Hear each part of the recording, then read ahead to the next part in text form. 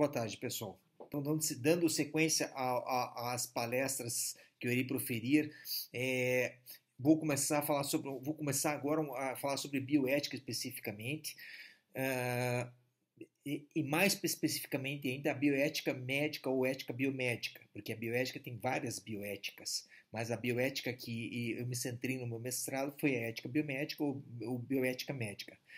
Antes, porém, de falar sobre esse assunto, eu acho que é interessante fazer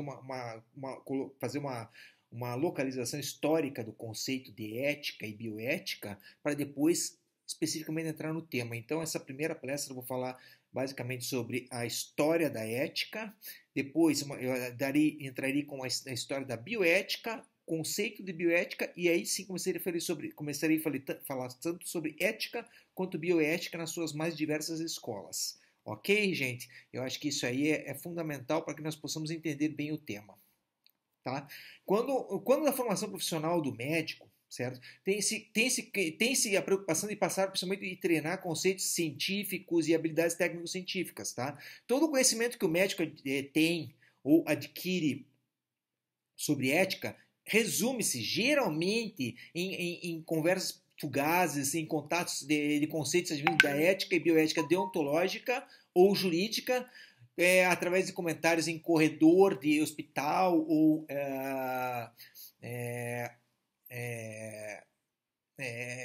conversas com colegas que estão sofrendo algum tipo de processo médico ou coisa parecida. Tá? Não existe uma formação médica direcionada à ética, especificamente. Quase todo conhecimento médico sobre ética se vincula ao conhecimento de uma ética, demanda jurídica que algum paciente está fazendo contra um outro colega ou contra o hospital. Esse é o conceito de ética que o médico tem. Um temor advindo de uma possível coerção imposta pela justiça gera no médico a ideia de que apenas existe uma ética deontológica do Código de Ética Médica ou de origem jurídica. Não existe uma outra interpretação de ética que os médicos dominem. Há um ponto da relação médico-paciente que é frágil, todo mundo médico sabe disso e sujeito a uma solução de continuidade, e esse ponto geralmente é a relação ética da relação médico-paciente. Esse ponto é um ponto muito frágil e a maior parte dos médicos não tem muita habilidade em lidar com situações advindas desse problema. Talvez isso faça com que essa relação médico-paciente seja vista como uma relação deontológica, muito mais deontológica e sustentada pela jurídica, muito mais como uma relação humana norteada pela confiança. Os médicos enxergam a relação com o seu paciente muito mais algo juridicamente modulado do que uma coisa relacionada com uma virtude, ou a confiança, ou a crença.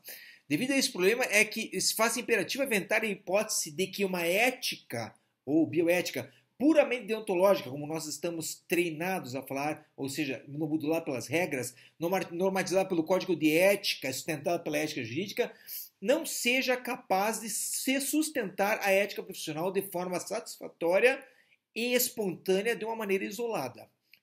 A partir das regras, você pode sustentar uma ética, mas não de uma maneira espontânea. Na hipótese que foi sustentada por mim, é que a bioética das virtudes possa ser o apoio maior para que a bioética deontológica ou das regras seja seguida. Porque se você seguir as regras apenas porque estão impostas a você, mas não nelas crer ou sentir-se confortável em segui-las, podemos aventar a hipótese que no momento em que não existe uma possibilidade de a coerção ser dada, você não vai a seguir.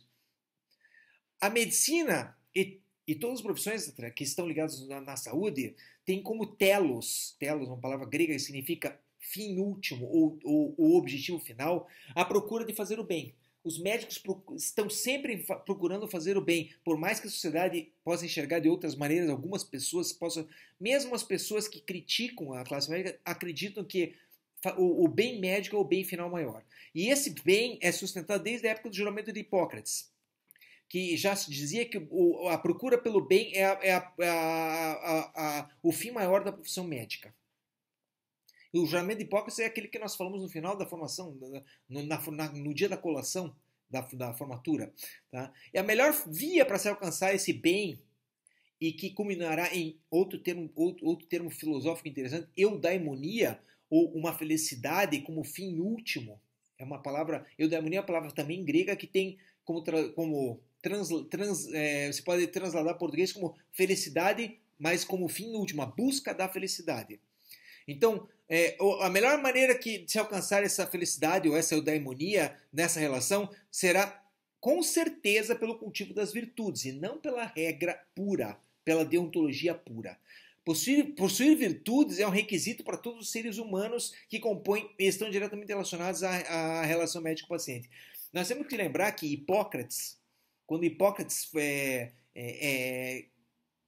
não fundou a medicina, mas normatizou a medicina, tanto que ele é tido como o pai da medicina, por ter normatizado, a única normatização que existia da ética era a ética das virtudes. Os gregos seguiam o conceito de ética das virtudes de Sócrates, Platão e Aristóteles, principalmente que o Aristóteles foi quem normatizou para o primeiro através de um livro, que eu vou citar à frente. Então, a relação médico-paciente, como sendo normatizada pela ética das virtudes, era a regra que era a única que existia na época. E ela depois, posteriormente, veio a ser trocada pelo conceito de ética da ética deontológica, ou ética das regras, principalmente com o surgimento da sociedade de consumo no século XVIII, mas parece que hoje nós estamos prescindindo de uma virtude maior na nossa profissão. Somente possuindo virtudes bem conhecidas e treinadas, o médico poderá agir de uma maneira verdadeiramente humana com o paciente. As virtudes podem ser treinadas, isso é fundamental. Aristóteles diz que não necessariamente você precisa nascer sabendo as virtudes, você pode treiná-las. Esse conceito é muito importante e foi por isso estabelecido no livro Ética a Nicômaco. Essas virtudes, quando autenticamente exercidas e emanadas do médico, conduzirão suas atitudes morais enumeradas no Código Profissional de uma maneira natural. Isso eu estou lendo. Ou seja, no momento em que o médico for virtuoso, as normas de conduta colocadas no código serão feitas de uma maneira natural e não por obrigação. Não por receio de sanção ou punição. Não é porque ele tem medo da lei que ele vai seguir o código. Ele vai seguir o código porque ele acha que o que está ali é certo. As virtudes não receio da coerção inclinam o profissional a seguir as normas deontológicas. Disso se podemos extrair que o exercício moral deontológico, se sustentado por um robusto arcabouço das virtudes, será espontaneamente cumprido. É basicamente esse o conceito maior que eu quero transmitir para vocês. A ética deontológica é fundamental, a ética que está no código, a ética que os códigos penais, jurídicos, o código de ética médica da profissão tem, mas se o arcabouço das virtudes não for robusto, o indivíduo vai seguir aquilo mais por medo de sofrer uma coerção do que por crer que é uma verdade. E isso pode fazer com que, quando ninguém está olhando, por exemplo, ou quando ele estiver sozinho, ele possa transgredir as normas. Somando-se a deontologia bem conhecida e estabelecida, seguida por um conceito virtuoso, abre-se as portas para que outro motor moral, a compaixão, possa nortear de modo espontâneo a ética biomédica. Esse conceito de compaixão é que, na verdade, é a construção maior de uma ética espontânea. É extremamente difícil imaginar que a compaixão possa nortear a ética, mas ela pode conduzir a ética deontológica quando seguida através das virtudes, ela pode ser um condutor ético. Uma bioética deontológica sem a sustentação de uma bioética das virtudes é vazia e não vai de encontro ao objetivo máximo da medicina, que é fazer o bem e gerar a felicidade, eudaimonia.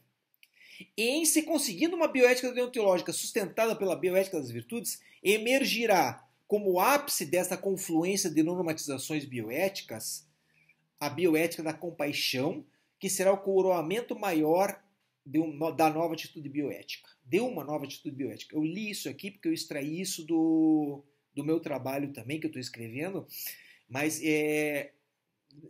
basicamente meu trabalho de mestrado é exatamente isso, ou seja, mostrar que uma bioética deontológica pura não sustenta a medicina, ela deve ser apoiada por uma bioética das virtudes e que, quando ambas são dominadas pelo profissional, automática e naturalmente emergirá nele uma bioética da compaixão. Eu vou falar rapidamente sobre a origem da ética, desculpe, agora, porque depois eu quero explicar melhor sobre bioética. E sem saber o que é exatamente a ética, é difícil poder falar de bioética, porque a bioética é a ética aplicada. Aristóteles foi um discípulo de Platão até a morte desse e manteve todas as tradições da filosofia socrática. Aristóteles continuou a filosofia socrática. Ele foi discípulo de Platão, não conheceu Sócrates, mas continuou toda a tradição dele. Além de Aristóteles buscar a verdade sobre as coisas objetivas do mundo e do homem, ele investigava sobre as coisas subjetivas, como o bem, o certo, etc. Essa herança socrática é que Aristóteles carregou consigo.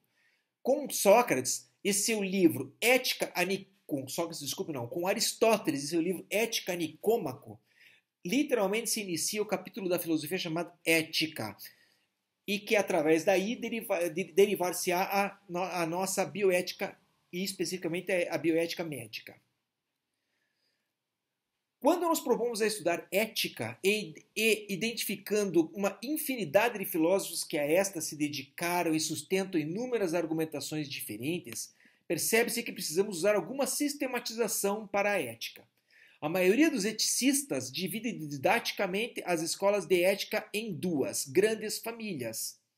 A ética consequencialista, onde o critério para se estabelecer o que deve ser feito é perguntar pelo que faria uma pessoa com caráter virtuoso, ou seja, o fim ético é uma consequência da sua atitude, e a ética não consequencialista, que nessa está a ética deontológica. Aqui existem princípios autoevidentes, as normas morais, como manter promessas, não mentir, ou algum princípio universal que norteia o teu agir ético, ou seja, alcançando-se o fim da moralidade e ser ético quando se segue alguma norma. E deve-se respeitar essas normas, tá? Gente, basicamente isso aí é o conceito maior, tá? De ética. Eu acho que devemos ainda lembrar basicamente que existem 3 escolas éticas básicas: a ética das virtudes, que é consequencialista, ou seja, a ética, o agir gera a ética, o fim ético é o fim fundamental, e dentro das escolas de virtudes temos a ética de Aristóteles, ética Nicômaco, a ética utilitarista e a ética deontológica, cujo expoente máximo é Immanuel Kant, e é dessa que advém todos os códigos que nós conhecemos.